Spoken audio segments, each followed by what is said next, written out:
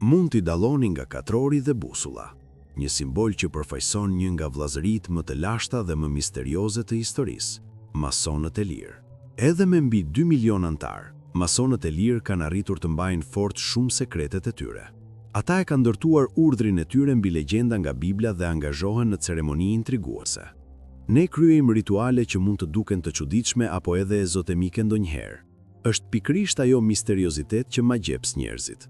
Që nga themelimi i tyre në shekullin e 18, masonët e lirë dhe rregullat e tyre arkane ngjallur polemika dhe frikë.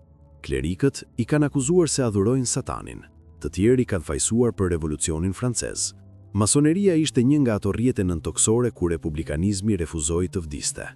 Disa njerëz mbeten të bindur se janë pjesë e një komploti për dominim botror. Ata janë kërcënuar me ekskomunikim nga Vatikani, persekutuar nga nazistët dhe sovjetikët gjatë luftës së dytë botrore dhe ndaluar nga regjimi i Vishit. Qindra njerëz vdiqën sepse ishin mason të lirë. Nuk kishte pasur kur një persekutim të tillë më parë në historinë e masonerisë në Francë. Si e fituan masonët e lirë reputacionin e tyre të zymt? Kush janë ata në të vërtetë dhe çfarë lloj sekretesh janë të betuar t'i mbrojnë? Për ta zbuluar, folëm me mason të lirë nga Franca dhe Anglia, të cilët pranuan të na japin një pamje të brendshme të operacioneve të lozhës së tyre. Bashkohuni me ne, ndërsa mësojmë rreth historisë së pabesueshme të kësaj shoqërie sekrete me shekuj të vjetërsisë dhe hetojmë këta mendimtar që kanë mbetur në hije, duke ndryshuar historinë dhe duke frymzuar më shumë teori konspiracioni se kurrë më parë. Masonët e lirë, Paris, vetëm disa hapa larg operas, në zemër të njërit prej lagjeve më të gjalla të kryeqytetit, në rrugën 18 Rue Cadet, ndodhet një ndërtesë e çuditshme, një tempull masoni. Pas këtyre muresh, është lozha më e vjetër e madhe në territorin francez, Orientja e Madhe e Francës. Brenda, vizitorët zhyten në një sër dhomash leximi me ndriçim të dobët, bibliotekave dhe dhomash takimesh. Vëllezrit, siç e quajnë njëri tjetrin, vinë këtu të mendojnë, të studiojnë dhe të flasin rreth problemeve të botës dhe çështjeve kryesore me të cilat përballet shoqëria sot.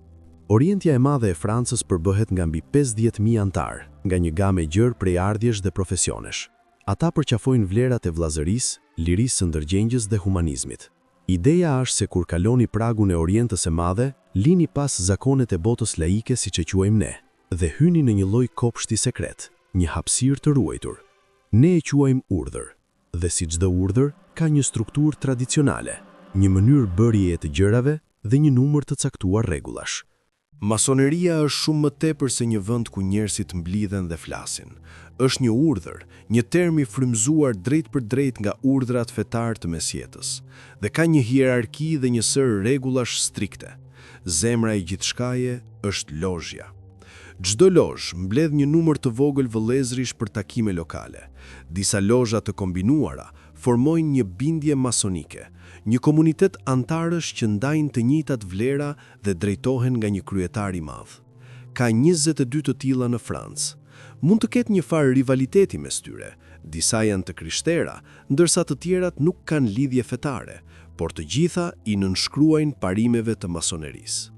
Ndërto janë bindjet kryesore franceze, me selinë e tyre në Paris, Orienta e Madhe, Lozhja e Madhe e Francës dhe Lozhja e Madhe Kombëtare franceze. Franca numëron mbi 3.000 lozha me rreth 175.000 antar. Vlerësohet se ka 2 deri në 4 milion antar në të gjithë botën në 5 kontinente. Masonët e lirë kanë qenë burim fascinimi, që nga krijimi i lozhave të para në shekullin e 18, fal simboleve të tyre misterioze, ritualeve sekrete dhe antarëve me ndikim, disa prej të cilëve preferojnë të mbeten anonim. Kundërshtarët e tyre më të ashpër pohojnë se masonët e lirë nuk janë gjë tjetër, veç se një sekt që dëshiron të imponojë mënyrën e tij të menduarit mbi pjesën tjetër të botës. Pra, si u bë një lëvizje që promovon vlerat universale të barazisë dhe vllazërisë dhe rekruton antar nga çdo shtresë e shoqërisë, shënjestër e kaq shumë urrejtiri dhe dyshimi? Badyshim, pjesërisht sepse masoneria është ndërtuar mbi një skafali sekretesh dhe ritualesh që janë misterioze, të paktën. Ne kryejmë rituale që mund të duken të çuditshme, të errta apo edhe ezoterike ndonjëherë. Është pikërisht ajo misteriozitet që ma gjeps njerëzit. Ne e konsiderojmë veten si një shoqëri iniciatike. Kjo do të thotë se nëse dikush dëshiron të bashkohet me grupin për të rritur intelektualisht, shpirtërisht dhe shoqërisht, ai duhet fillimisht të iniciohet dhe ai inicim merr formën e një rituali. Sa herë njerëzit mblidhen ose mbajnë një takim diku dhe mbyllin dyert për t'u siguruar që askush tjetër nuk mund të shohë çfarë po ndodh, krijohet një ndjenjë diçkaje të ndaluar. Çdo gjë e ndaluar automatikisht tërheq spekulime. Parimi i konfidencialitetit mes masonëve të lirë ndërtohet mbi një premtim për të respektuar atë që thot tjetri. Ju nuk mund të përsërisni asgjë që u tha brenda tempullit ose gjatë një rituali jashtë atij konteksti. Dhe kjo për një arsye shumë të thjeshtë, që të mund të kemi besim të plot tek njëri tjetri dhe të flasim lirisht. Për ne konfidencialiteti është një garanci e lirisë së shprehjes. Le të vizitojmë selinë e njërit nga 3 bindjet më të mëdha masonike në territorin francez, Lozhën e Madhe de France.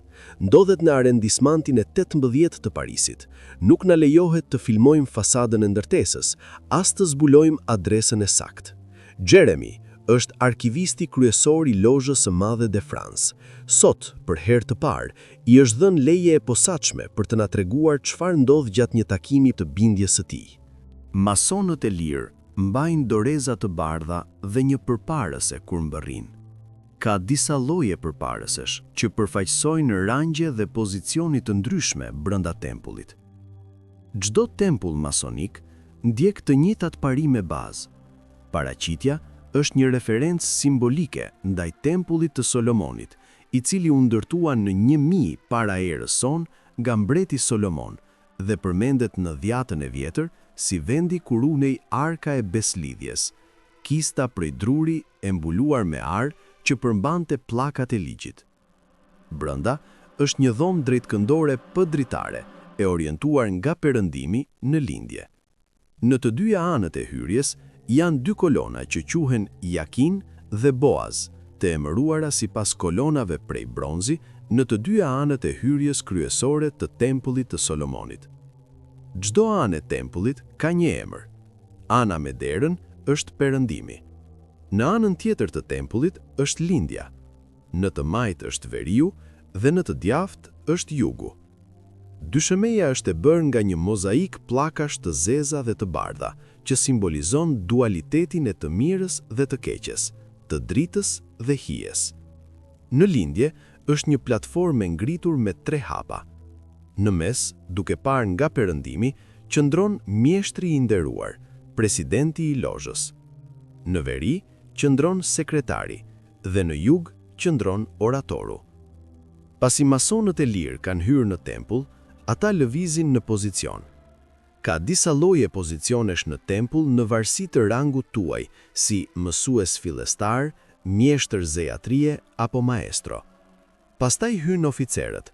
Oficerët qëndrojnë në atë që ne e quajmë sken, dhe ata janë udhëheqësit e Lozhës në nivel simbolik, dhe përsa i përket mbikëqyrjes së ritualeve dhe menaxhimit të Lozhës në përgjithësi, pastaj mund të fillojmë atë që ne e quajmë puna jonë.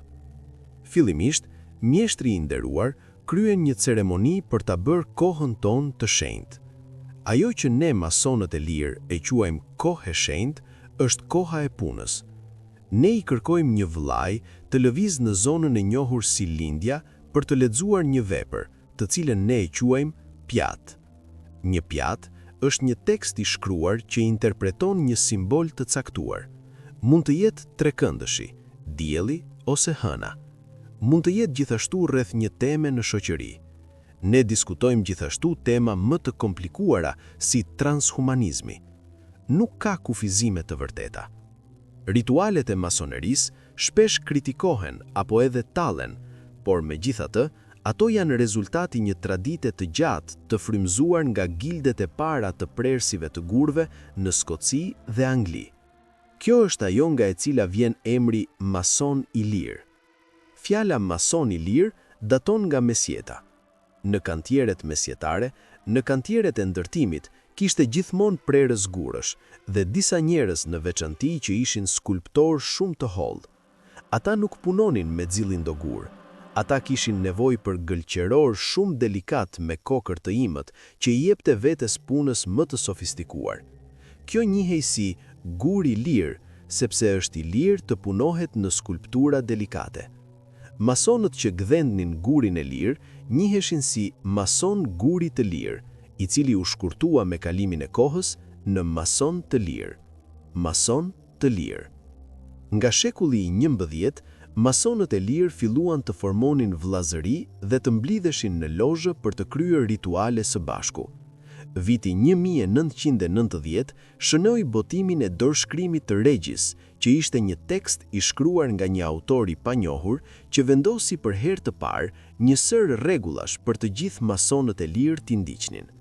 Pasoi 30 vjet më vonë nga dorëshkrimi Cook.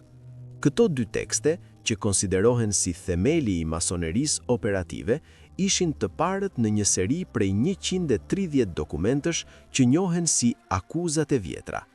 Ato përshkruajnë se si funksiononte gildi i ndërtuesve dhe flasin rreth miteve të punës masonike. Pas ka kohësh, këta mason të lirë të hershëm vendosën të fillonin të pranonin të jashtmit në vllazërinë e tyre. Duke filluar nga fundi i shekullit të 16 dhe gjatë gjithë shekullit të 17, lozhat masonike vendosën të përqafojnë një ide të vjetër të quajtur pranim. Organizatat profesionale lejonin disa njerëz të pranuar të bashkoheshin, domethënë njerëz që nuk punonin në tregti, por mund të ishin klient të rëndësishëm ose prifti apo pastori lokal.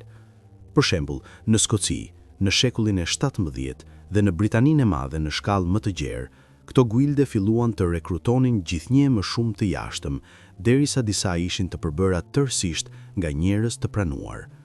Kjo shënoi shfaqjen e një lloji të ri masonerie, që përfshinte anëtarë të cilët nuk ishin më prerës gurësh me profesion, por figura të shquara ose mason gentleman, siç i quanin atëherë. Dhe kur masoneria operatike u bë ajo që ne e quajmë masoneria spekulative, e cila nuk ishte më e fokusuar në krijimin e strukturave fizike, por më tepër intelektuale, morale dhe shpirtërore, ata ju referuan punëtorëve me rangun më të lartë në çdo kantier ndërtimi, të cilët ishin sigurisht masonët e lirë. Sot, Ilyas Ashmol konsiderohet si një nga masonët e parë spekulativ. Tregtari i antikiteteve dhe politikani u iniciua në vitin 1645 në qytetin e Warringtonit në veri perëndim të Anglisë. Ishte këtu në qytetin e vogël, me një popullsi prej 200.000 banorësh, ku u ndërtua një nga lozhat masonike më të vjetra në histori, në shekullin e 18. Deri atëherë, antarët ishin takuar në tavernat lokale.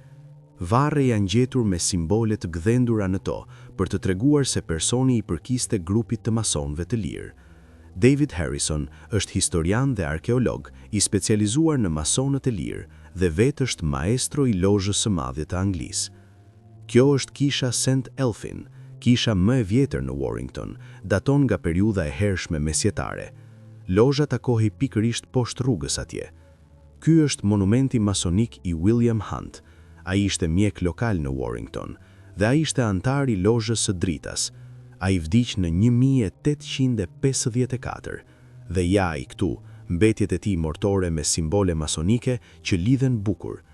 Kemi katrorin dhe busullën atje, plumbin dhe yllin 6 cep, yllin e Davidit ose yllin e Solomonit. Kemi syrin gjithshikues, i cili është padyshim një nga simbolet më të shquara që kap teoritë e konspiracionit. Pra është një koleksion i bukur simbolesh, një miks referencash fetare dhe mjetesh të përditshme prerjes së gurve. Këto gdhendime përshkruajnë shumë nga simbolet që masonët e rinj të lirë i përvetësuan për veten e tyre. Ky është guri i varrit të Charles Wainwright, i cili vdiq në 1851. Ai ishte mason i lirë. Kemi katrorin dhe busullën përsëri, syrin gjithshikues. Kemi diellin, kemi hënën, 7 yje rreth hënës. Këto janë simbole të zakonshme masonike. Në anën tjetër të varrezave është një varr edhe më i pazakonshëm. Ky është guri i varrit masonik i axhës tim të madh Henry Harrison. Ai vdiq në 1844. Ka kodin masonik gjatë arkut atje. Kodi është në vërtet shifra Pigpen, e cila ishte normalisht shifra e zakonshme për korrespondencë masonike. Do të thotë lavdi Zotit në lartësi. Kur masonët e lirë vizitonin këtë varr, e dinin çfarë do të thoshte. Prap, jemi duke folur rreth sekretit, jemi duke folur rreth kodeve. Këto janë temat që mund t'i lidhim me masonerinë. Njerëzit e asaj periudhe do të ishin në gjendje ta njihnin dhe do të ishin në gjendje të njihnin simbolet dhe do ta dinin menjëherë çfarë do të thoshte dhe se Henry ishte mason i lirë. Simbolet e gdhendura në varret në Warrington gjenden në çdo tempull masonie. Ato janë gjithkudo, mbi mure, veshje, objekte dhe postera. Sot ato njihen në të gjithë botën si simbole të masonëve të lirë, por nuk ka një kuptim të vetëm për asnjë prej tyre. Çdo antar individual është i lirë të interpretojë sipas dëshirës, sipas filozofisë ose besimeve të tij. Simbolet më të rëndësishme për mua do të ishin katrorit dhe busullës, të cilat sigurisht mund të përkthehen thelbësisht se të gjithë vëllezërit janë në katrore ose në nivel gjithashtu. Busulla është padyshim një mjet preciziteti, i cili u përdor në inxhinjeri dhe u përdor në filozofinë natyrore. Ne mund të përdorim busullën për të krijuar një rreth, pra atje kemi një nga simbolet më thelbësore për një qenie njerëzore.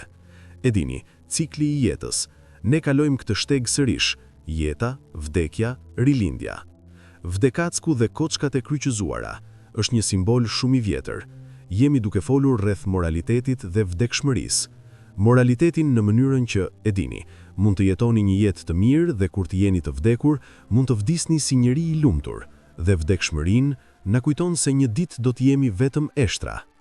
E dini, trekëndshi i madh me një sy në mes dhe rrezet që dalin prej tij quhet delta shkëlqyese ose syri i providencës dhe përfaqëson atë që ne e quajmë arkitekti i madh i universit.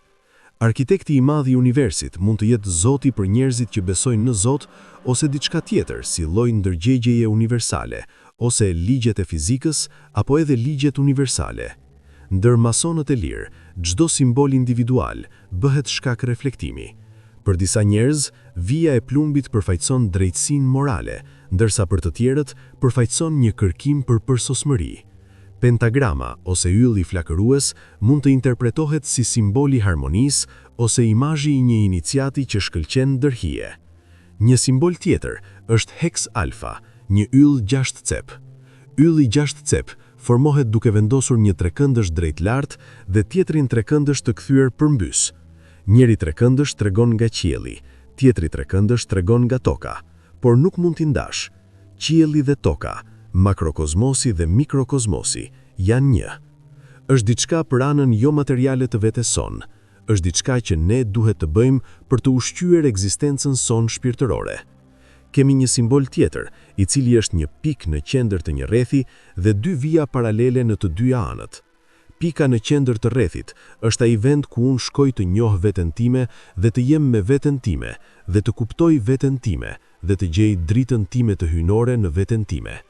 Sa po ta kem zbuluar atë, mund të dal jashtë në perimetrin e rrethit rreth tij dhe të jem me pjesën tjetër të njerëzimit. Por duhet të njoh veten time së pari. Kjo është një alegori shumë e fuqishme. Simbolizmi është thjesht një mënyrë tjetër për të thënë diçka. Bëhet një gjuhë e saj si një gjuhë private që vetëm masonët e lirë e kuptojnë. Këto simbole, veshje dhe rituale kanë bërë markën dalluese të masonëve të lirë, ashtu si shtrëngimi enigmatik i duarve që përdorin antarët për të njohur njëri tjetrin. Çdo tregti, prerësit e gurve, furtarët, këpucarët, punëtorët e lëkurës, bërshëllojtarët, çdo një nga këto tregti kishte shtrëngimin e vet të duarve, por ato janë zhdukur. Masoneria është e vetmja që ka mbetur. 400 vjet më parë, të gjithë kishin një shtrëngim të veçantë duarsh. Megjithatë, nuk është e pazakonshme. Është e pazakonshme vetëm sot, sepse ne jemi të fundit që e përdorin. Pra, nuk mund të ma tregoni shtrëngimin tuaj të duarve. Jo, sepse nuk jeni antar. Pak e përdorni automatikisht. Kur ma treguan për herë të parë, isha ende pak i pasigurt. Kjo ishte shumë kohë më parë, kur isha në fund të 20-tave të mia. Padyshim, kur vendosesh dhe bëhesh mason i rregullt i lirë dhe e shef të bëhet shumë herë dhe pastaj përfshihesh në ritual në lozhë, e bën pa e ditur as vet, e bën në mënyrë nëndërgjegjshme. Masonët e lirë kanë trashëguar praktikat e lashta. Gjurmët e lozhave të para me antarë që nuk ishin prerës gurësh u gjetën në Skoci dhe në qytetet e vogla angleze në shekullin 17.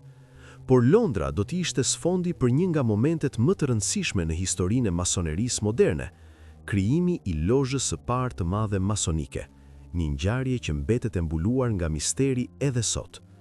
Në vitet e para të shekullit të 18, kishte disa lozha masonike vetëm në Londër.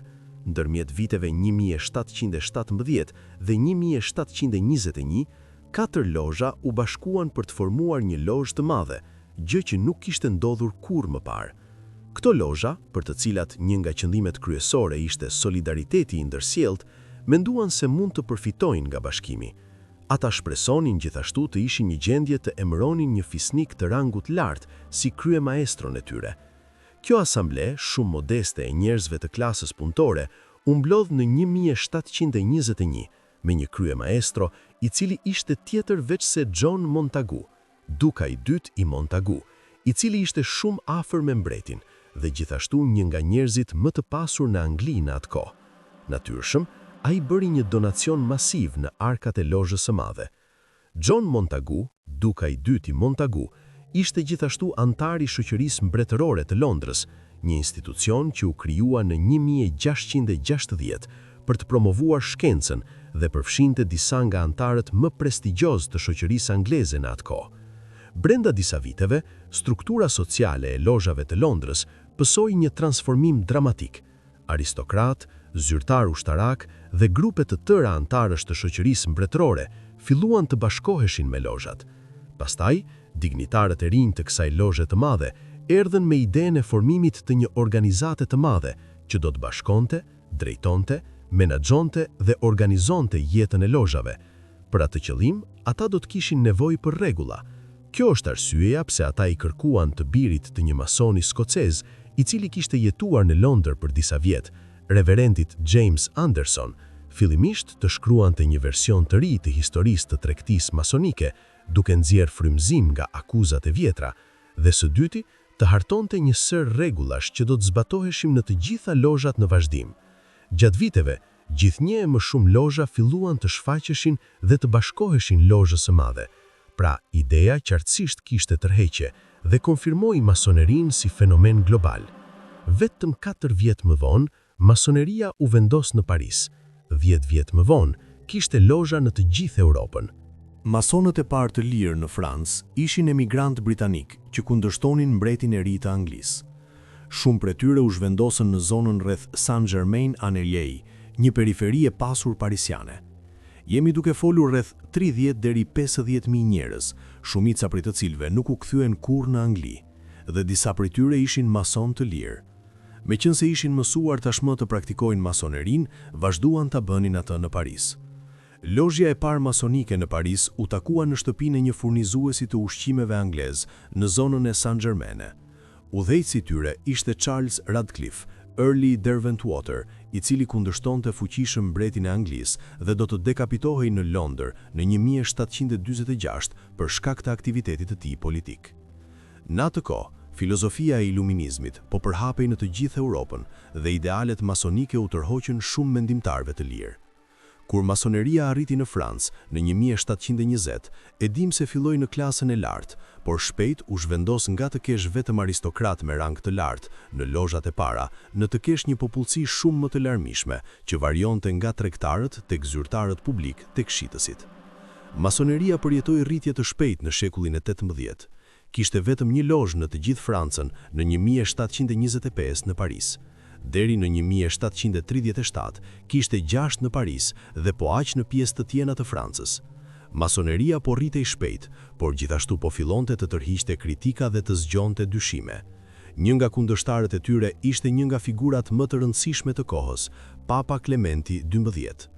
Clementi XII ishte kreu i kishës Roma Katolike dhe kishte një pikpamje shumë negative ndaj masonerisë. Pse? Sepse ishte sekrete dhe ai nuk dinte çfarë po ndodhte. Kjo është gjithmonë shumë e rrezikshme për njerëzit në pushtet. Mbështeste gjithashtu një lloj relativizmi të feve, domethënë se të gjitha fet ishin të barabarta. Ajo ide shkonte krejtësisht kundër asaj që po propagandonte Papa në atë kohë. Është e rëndësishme të dihet se në atë kohë kishte shumë mason të lirë që ishin katolik, duke përfshirë priftërinjt, vikarët dhe i pishkvint, sepse ishte një mënyrë tjetër të menduari. Mendoj se ajo rezononte vërtet me njerëzit e arsimuar. Më 28 prill 1738, Klementi XII lëshoi një bull papale të titulluar In Eminenti Apostolatus Specula. Teksti deklaronte qartë se katolikëve u ndalohet të jenë pjesë e shoqërisë Liberi Muratori, e cila ishte latinishtja për masonët e lirë, dhe se kushdo që thyen te këtë rregull do të ekskomunikohej. Bulla papale e ekskomunikimit e lëshuar nga Klementi XII pati efekt në Portugali, Spanjë dhe Itali, ku inkuizicioni ishte në gjendje ta zbatonte, por nuk pati asnjë efekt në Francë për një arsye shumë të thjeshtë ligjore. Në Francë, asnjë akt i lëshuar nga papa nuk mund të zbatohej ndaj katolikëve francezë nëse nuk ishte pranuar fillimisht nga parlamenti në Paris. Por ishte një çështje kaq e vogël edhe e parëndësishme, sa qeveria e mbretit vendosi se nuk meritonte vëmendjen e tyre. Pra, parlamenti refuzoi të pranonte bullën papale që ekskomunikonte masonët e lirë. Kjo është arsyeja pse, pavarësisht ekskomunikimit të 1738-s, për arsye ligjore, masoneria ishte e lirë të vazhdonte të rritej dhe të zhvillohej në këtë vend katolik. Në shekullin e 18, një numër figurash prestigjioze u bën mason të lirë. Montesquieu, Voltaire dhe Londra në Francë, Mozarti dhe Haydni në Austri, Goethe në Gjermani dhe Benjamin Franklin dhe George Washington në Shtetet e Bashkuara. Numri i lozhave arritej vazhdimisht, ndërsa idetë progresive të frymëzuara nga filozofia e iluminizmit u përhapën në të gjithë botën. Masioneria gradualisht u bë një vektor për shoqërueshmërinë sociale demokratike liberale, që zuri rrënjë në shekullin e 18 dhe erdhi vetë gjatë revolucionit francez. Në 1789, shpërtheu revolucioni francez. Ky ngjarje ndryshoi thelbësisht vendin, duke i dhënë fund monarkisë dhe duke e zëvendësuar me Republikën e parë. Revolucioni solli me vete pjesën e tij të terrorit. Ishte gjithashtu gjatë kësaj kohe që disa kundërshtar të ideve revolucionare shkuan duke kërkuar njerëz për të fajsuar për kaosin që sundonte në shoqërinë franceze në atë kohë. Ata shpejt gjetën një shënjestër, masonët e lirë. Kur shikoni lozhat që mbijetuan deri në revolucion, shumicën e rasteve, ato po reagojnë ndaj revolucionit, ashtu si çdo njeri tjetër. Janë shumë të habitur, janë të tronditur në disa raste.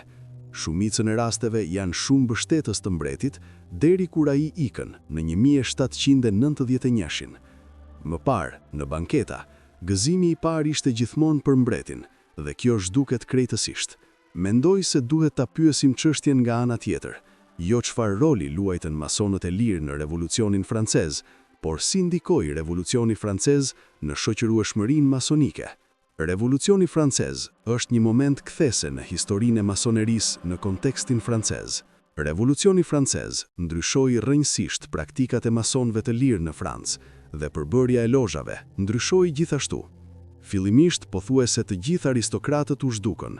Gjithçka që mbeti ishte borgjezia e vogël, e cila mbetet dominuese në lozhë edhe sot. Kishte gjithashtu rritje të antarëve që i përkisnin disa profesioneve të caktuara, që janë akoma të mbipërfaqësuara në masoneri këto ditë: mjek, avokat, profesor dhe ndonjëherë polic. Në shekullin e 19, të qenurit avokat shpesh ishte sinonim me të qenurit mbështetës i ideve progresive, dhe në shekullin e 19, mjekët shpesh diheshin se ishin shumë të moderuar për sa i përket fesë, nëse jo armiqësor ndaj saj. Përballë këtyre ndryshimeve brenda lozhave masonike, Napoleoni Bonaparte, i cili kishte marrë pushtetin në Francë dhe më vonë do të bëhej Napoleoni i parë, kuptoi se masonët e lirë mund të ishin një aleat i fuqishëm. Napoleoni bëri çdo gjë të mundshme për të mbështetur masonët e lirë. Pothuajse çdo antar i familjes së tij u iniciua në urdhër. Vëllai i tij, Joseph, u bë madje kryemastro i madh i Orientës së Madhe të Francës. Shumë nga ministrat e tij më të rëndësishëm, si ministri i punëve të jashtme dhe ministri i policisë, së bashku me antarët me rang më të lartë të ushtrisë së tij, ishin gjithashtu mason të lirë. Kudo që Napoleoni i parë pushtonte territore të reja, antarët e familjes së tij morën pushtetin dhe me të u themeluan lozha të reja masonike. Ndërsa perandoria e parë u zgjerua nëpër Europë nën Napoleonin, masoneria u përhap në të njëjtën kohë dhe mbështeti kauzën e tij. Sepse besonin se ai ishte më i pozicionuari. për t'i dhënë masonëve të lirë një reputacion pozitiv. Ata madje botuan një hartë të perandomisë masonike franceze të kohës. Pas rënies së Napoleonit, Franca u qeveris nga një seri regjimesh politike, ndërsa monarkia i hapi rrugën në Republikës së dytë, e cila vetë u zvendësua nga perandoria e dytë. Masonët e lirë vazhduan të takoheshin dhe të diskutonin se si po ndryshonte shoqëria në privatësinë e lozhave të tyre. Masoneria u shoqërua shumë me atë që mund ta quani republikanizëm kundër vënës, sepse të gjithë republikanët që u shkatruan nga Napoleoni III në 1851 duhej të shkonin nën tokë dhe masoneria ishte një nga ato rrjete nëntoksore ku republikanizmi refuzoi të vdiste. Shumë republikan e njohën vlerën e rrjetit masonik nga pikpamja praktike e prekshme, si organizat përmes së cilës mund të përhapin mesazhin e tyre. I vetmi vend ku ishin të sigurt ishte në takimet masonike. Pra, masoneria u bë një lloj partie republikane në çdo gjë veç emrit. Takimet e lozhave filluan të ngjasonin gjithnjë e më shumë me takime politike, kështu që kur u shpallë Republika, shumë drejtues të lëvizjes republikane dhe rrjedhimisht të regjimit të ri ishin tashmë mason të lirë. Brenda disa viteve, Republika e Tretë e Francës do të shikonte një pushtim të vërtet masonik të peizazhit politik francez. Jules Ferry, Léon Gambetta, Émile Combes, Jules Simon, Arthur Grussier, Léon Bourgeois, Paul Doumer, masonët kishin disa nga pozicionet më me ndikim në këtë qeveri të re. Ndërmjet 1875 dhe 1914, mbi 200 nga pothuajse 500 deputetët në dhomën e deputetëve ishin mason të lirë. Në 1896, 7 nga 11 ministrat ishin mason të lirë. Paul Doumer, ministri i Francës, ishte gjithashtu sekretari i përgjithshëm i Orientës së Madhe. Në të njëjtën kohë, brenda vetëm disa viteve, masonët e lirë ishin të mbipërfaqësuar masivisht në makinerinë politike. Deri në fund të shekullit të 19, kishte 10 mijëra mason të lirë në Francë dhe afërsisht 30% e zyrtarëve politik ishin mason të lirë. Pra, në një farë mënyre, masonët e lirë kishin marrë pushtetin. Arsimimi laik i lirë i detyrueshëm, divorci, liria e shtypit, liria e shoqatave, kodi i parë i punës, 10 ligje që janë akoma të vlefshme sot, u prezantuan nga politikan që ishin gjithashtu mason të lirë. Ky pushtet filloi të frymëzoi një valë të re viserale të ndjenjës antimasonike tek disa kundërshtar politik. Arsimimi ishte privilegji i kishës. Çdo sulm ndaj arsimimit të kishës ndaj masave do të thoshte se kisha dhe tempujt katolik një ditë do të ishin të braktisur për gjithmonë. Bazuar në këtë, katolikët filluan të besonin se masonët e lirë ishin pjesë e një komploti të madh dhe kompleks për të shkatruar gjithçka. Ndjenja antimasonike arriti pikën e zjarrit në këtë pikë. Kishte një formë lufte ndërmjet dy Francave. Franca konservatore, të krahut të djathtë katolike, e cila e konsideronte veten pak a shumë dorën e djathtë të kishës në atë kohë, dhe Franca progresive, republikane, të krahut të majt, e cila, duhet thënë, ishte gjithashtu e ndikuar shumë nga masoneria. Ky konflikt ndërmjet dy Francave u bë gjithnjë e më i tensionuar. Një njeri e çoi ndjenjen antimasonike në ekstrem. Leo Taxil, një shkrimtar i cili ishte i gatshëm të bënte çdo gjë për të bërë emër vet, madje të fabrikonte prova të rreme për të ndikuar opinionin publik. Leo ishte një ish mason i lirë i kthyer kundër, i cili u bë antimasonik dhe botoi libra ku shpjegonte ose zbulonte, siç thoshte ai, çfarë ndodhte në lozhë. Librat ishin plot me gjepura. Shkoi madje aq larg sa të thoshte se të premteve, pas ritualit masonik, djalli do të shfaqej. Por nuk shfaqej në formën e tij të zakonshme. Jo, ai shfaqej në formën e një krokodili dhe luante piano. Është plotësisht absurde. Leo Taxil botoi 14 libra të titulluar eloquent, në të cilët ai atribuoi masonëve të lirë të gjitha llojet e praktikave deviante. Librat e tij u përkthyen në anglisht dhe patën sukses të madh në të gjithë Europën, dhe kishte njerëz që i besonin, me mijëra prej tyre. Së fundmi, ai mbajti një konferencë të madhe shtypi në shoqëri në Paris, ku zbuloi se ishte gjithçka mashtrim dhe se kishte gënjur të gjithë. Por ajo që është interesante nuk është vetëm analiza e gënjeshtrave monstruoze të Leo Taksil, të cilat vazhduan për më shumë se 10 vjet, por edhe fakti se kaq shumë njerëz në publikun e gjerë ishin të gatshëm të besonin një aberacion të tillë. Kaq keq kishin shkuar gjërat. Leo Taksil e mbaroi jetën e tij duke shkruar libra gatimi dhe vdiq në errësirë relative. Por sot ai konsiderohet akoma si një nga shkrimtarët më të famshëm të lajmeve të rreme në të gjithë historinë. Pas botimit të librave të tij, masonët e lirë filluan të merrnin akuza gjithnjë më serioze. Ne u akuzuan për të gjitha llojet e gjërave të pakonceptueshme, si vrasja e fëmijëve dhe dhunimin e virgjëreshave mbi altarin masonik. Dhe atëherë filluan të shfaqen një sër teorish komplekse konspiracioni, duke përzier masonerinë me shoqërinë antisemite. Pse amalgama ndërmjet masonerisë dhe fesë hebraike? Duke marrë parasysh se nuk kishte shumë hebrej në lozhat e para, sepse jemi trashëgimtarët e ndërtuesve të tempullit të Solomonit. Pra, disa njerëz menduan se duhet të ketë pasur hebrejnë tek masonët e lirë, prandaj kërcimi, dhe u fol për një komplot judeo-masonik për të pushtuar botën dhe për ta nënshtruar atë ndaj fuqive financiare. Në 1903 u botua në Rusi një vepër e titulluar Protokollet e të moshuarve të Sionit. Ajo përmbante shumë rrëfime të 20 takimeve të ashtu quajtura sekrete, në të cilat masonet e lirë dhe hebrejnte po komplotonin për të pushtuar botën nëpërmjet manipulimit, luftës dhe revolucioneve. Në teori, protokollet e të moshuarve të Sionit shpjegon se autoritetet me rang më të lartë në Izrael dhe komunitetin hebraik kishin dalë me një plan makiavelik për të fituar ndikim mbi botën, dhe lozhat ishin një pjesë e atij plani makiavelik për të kontrolluar botën. Ky libër, i cili u përkthye në shumë gjuhë dhe u shit në të gjithë botën, shpejt u bë bestseller, me përjashtim se elementet e paraqitura në të rezultuan të ishin plotësisht të fabrikuara. Disa historian provuan se ishte pothuajse tërësisht i plagiatuar nga një tekst i vitit 1864, i shkruar nga Maurice Joly, me titull Dialog në herë, ndërmjet Machiavellit dhe Montesquieu, një pamflet satirik që synonte të denonconte një plan fiktiv të Napoleonit III për të pushtuar botën. Kur krahasoni tekstin e protokolleve të të moshuarve të Sionit me atë të Maurice Joly, i cili e parapriu librit rus me pothuajse 40 vjet, ka 10 shembuj të njëjtave tema, të njëjtave formulime dhe madje në disa vende të njëjtave fjali të sakta. Edhe pse mashtrimi u zbulua shpejt në gazeta, vepra vazhdoi të përdorej nga mbështetësit e konspiracionit judeo-masonik si fashizmat italian dhe spanjoll, dhe madje Hitleri vet, i cili përdori teoritë e protokolleve të të moshuarve të Sionit për departamentin e tij të propagandës në Rajkun e tretë.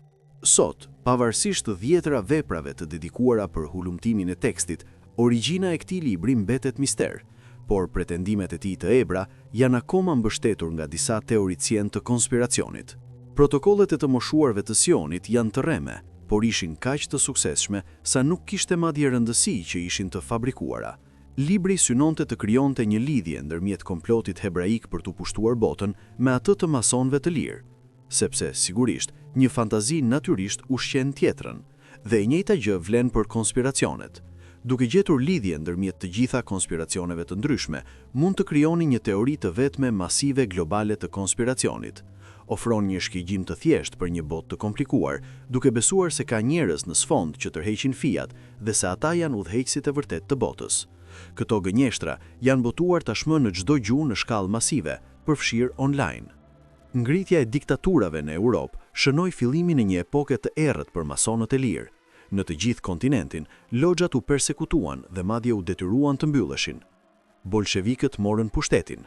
Regjimi sovjetik i dha masonëve të lirë një goditje shkatrimtare. Trotski madje tha: "Masoneria është një plagë e infektuar mbi trupin e aristokracisë franceze, duhet djegur me hekur të skuqur." Adolf Hitleri erdhi në pushtet. Sa për qeveritë fashiste në Itali dhe Gjermani, ato fshin logjat e vendeve të tyre brenda disa viteve. Në 1940, pasi Franca u dorëzua ndaj Gjermanisë naziste, erdhi radha e regjimit të Vishit të merrte nën kontroll masonët e lirë. Ligji i parë i Vishit ishte ndalimi i shoqërive sekrete, dhe kur than shoqëri sekrete, nën kuptonin masonët e lirë. Pas kësaj, bindjet masonike filluan të shpërbëheshin. Ndërtesat dhe pasuritë e tyre u konfiskuan dhe arkivat e tyre u plaçkitën. Një sër dosjesh që përfshinin lista antarësh u konfiskuan dhe emrat e masonëve të lirë u botuan në shtyp.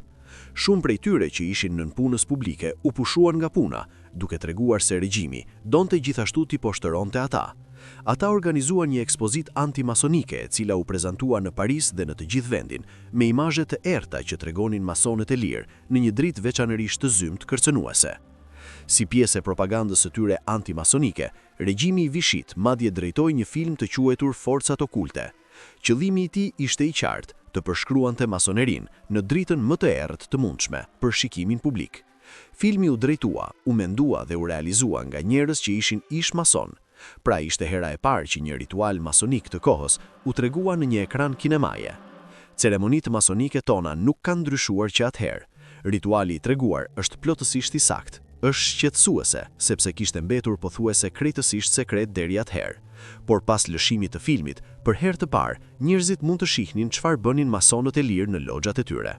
Më shumë se 50 minuta i gjatë, filmi përfshinte të gjitha llojet e stereotipave rreth masonëve të lirë, të shpërndar gjerë, bashkë me karikatura ekstreme.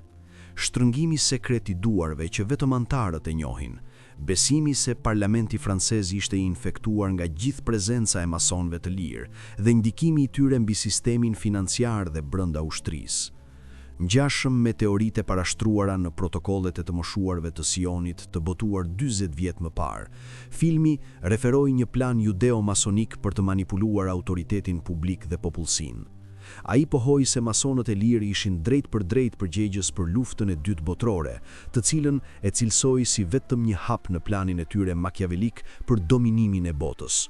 Për të gjetur origjinën e konspiracionit, i cila për ta shpjegonte qartë dorëzimin e Francës ndaj Gjermanisë naziste në 1940, ata kishin nevojë për dikë ta fajsonin dhe natyrisht u vendosën tek masonët e lirë. Gjatë shumë viteve të pushtimit, persekutimi i masonëve të lirë i udhëhequr nga regjimi i Vicit dhe pushtuesit nazist ishte jashtëzakonisht efektiv. Qindra njerëz vdiqën sepse ishin mason të lirë. Ata u deportuan, u pushkatuan dhe u burgosën në kushte të vështira. Nuk kishte pasur kurrë një persekutim të tillë para kësaj në historinë e masonerisë në Francë, i cili la gjurmë të qëndrueshme në kujtesën masonike. Pas luftës, generali de Gaulle u kthye lozhave masonike të drejtat e tyre, por kishte trauma të qëndrueshme. Kishte 30.000 mason të lirë para luftës dhe vetëm 5.000 mbetën në 1945. Pas këtyre viteve të terrorit, prania e masonëve të lirë në sferën politike u ul ndjeshëm. Sot, më shumë se 75 vjet pas mbarimit të luftës së dytë botërore, masoneria është transformuar. Është më transparente dhe e hapur në publik në një përpjekje për të kundërbalancuar imazhin e një sekti misterioz, të cilin disa njerëz ende e besojnë të jetë. Ishte ndaluar gjatë një kohe të gjatë për gratë, por tani është e hapur për të dy gjinit në shumë vende dhe ka hapur derën për kategori të reja antarësh. Masoneria ka mbijetuar 3 shekuj trazirash: revolucionin francez, perandorit, industrializimin dhe dogma të mëdha si komunizmi, fashizmi, neoliberalizmi dhe postmoderniteti. Nuk mendoj se masoneria do të vdes kurrë. Masoneria është 300 vjeç.